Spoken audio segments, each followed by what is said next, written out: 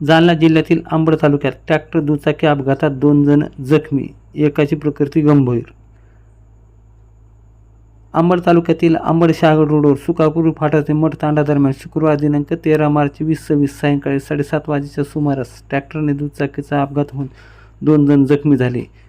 पैकी एकाची प्रकृती गंभीर असल्याची माहिती मिळत आहे. मिळालेल्या माहितीनुसार गांधारी येथील रहिवासी व महाराष्ट्र जीवन प्राधिकरणाचे सेवानिवृत्त कर्मचारी शहादेव खरात आणि शहागड येथील रहिवासी शेख सम्मद हे दोघे दुचाकीवरून अंबडकडून शहागडकडे जात होते. दरम्यान सुकापुरी फाटा ते मठ तांडा परिसरात भारत पेट्रोल पंपाजवळ उसाने भरलेला डबल ट्रॉली ट्रॅक्टर जात असताना दुचाकीचा अपघात झाला.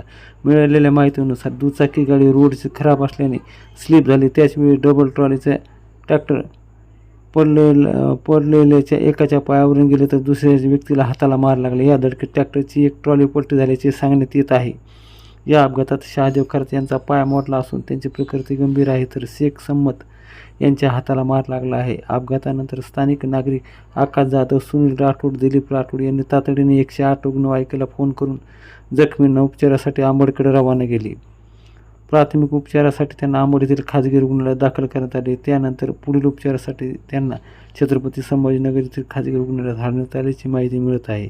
दरम्यान हा अपघात गोंदी पोलीस स्टेशनच्या हद्दीत असून या घटनेची अद्याप पोलिसात गुन्हा दाखल झालेला नाही. पुढील तपास सुरू असल्याची माहिती सूत्रांकडून मिळत आहे.